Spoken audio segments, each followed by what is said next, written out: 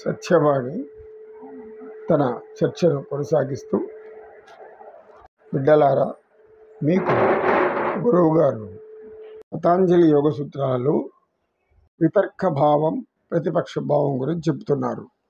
అందరూ కూడా కొంతవరకు బాగా అర్థం చేసుకొని ఉంటారు. జ్ఞాన తృష్ణ కలవారికి జ్ఞానం కోసం వెతుకుతూ వెళితే ఖచ్చితంగా దానికి సరైనటువంటి గురువులు లభిస్తారు. అదే జ్ఞాన తృష్ణ అంటే జ్ఞానం తెలుసుకోవాలని ఆశ లేని వారికి ఈ చిత్తస్థైర్యం అనేది ఎలా సాధన చెయ్యాలో అంత సులభంగా అర్థం కాదు కూడా. రాజయోగానుసారం మనం మనస్సుని నిరోధించాలి. అంటే మానసికమైనటువంటి బలహీనతలను విడనాడాలి. దానికి ముఖ్యమైన సూత్రం వాస్తవంలో జీవించు, ప్రస్తుతంలో జీవించమనడం. ప్రస్తుతమన్నా వాస్తవమన్నా రెండు కూడా ఒకటే. వాస్తవంలో జీవించడం ఎలా అనే సందేహం అనేక మంది కలగవచ్చు. ప్రస్తుతంలో ఉండడం అనేది వాస్తవం అవును అనేటువంటి సత్యాన్ని బాగా స్మరించుకొని చేస్తున్న ప్రతి పనిని కూడా ఆనందిస్తూ సంతోషంగా ఇష్టంగా చేస్తూ పోవాలి. అప్పుడే మనోబలహీనతలు వెళ్ళిపోతాయి. వరకు మీకు కొన్ని ఉదాహరణలు కూడా చెప్పాను. ఇప్పుడు ఇంకొంచెం లోతుగా వెళదాం. మనస్సు అనే దానికి విరామం లేదు, విశ్రాంతి లేదు.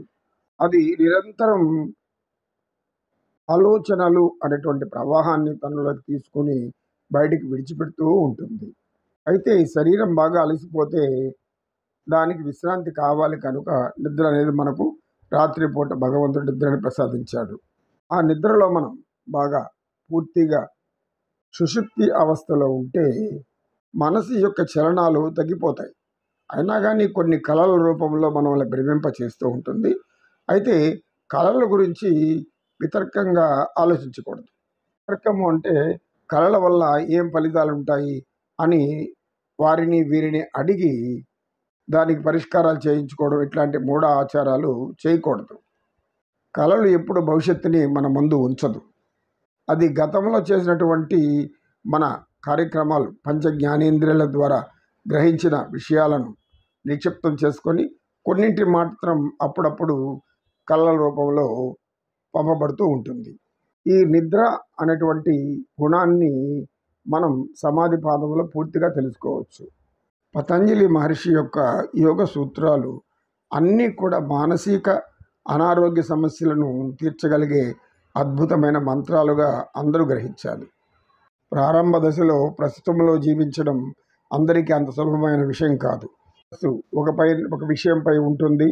కాసేపు ఆగగానే దానికి సంబంధించిన కార్యక్రమం చేస్తూ ఉంటే కర్మేంద్రియాల ద్వారా అది మరలా ఇంకొక విషయం మీదకి వెళ్ళిపోతూ ఉంటుంది.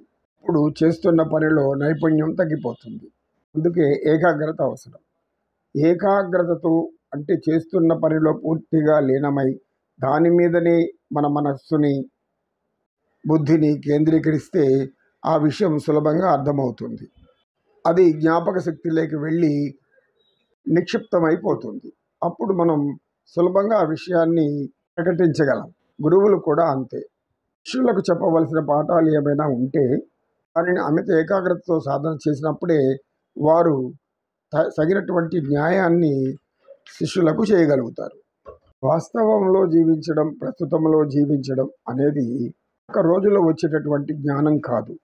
ఆ మనస్సుని నిరంతర అభ్యాసంతో సాధన చేస్తూ ఉంటేనే అది మెల్లిమెల్లిగా మనస్సు బుద్ధికి వశమవుతూ ఉంటుంది.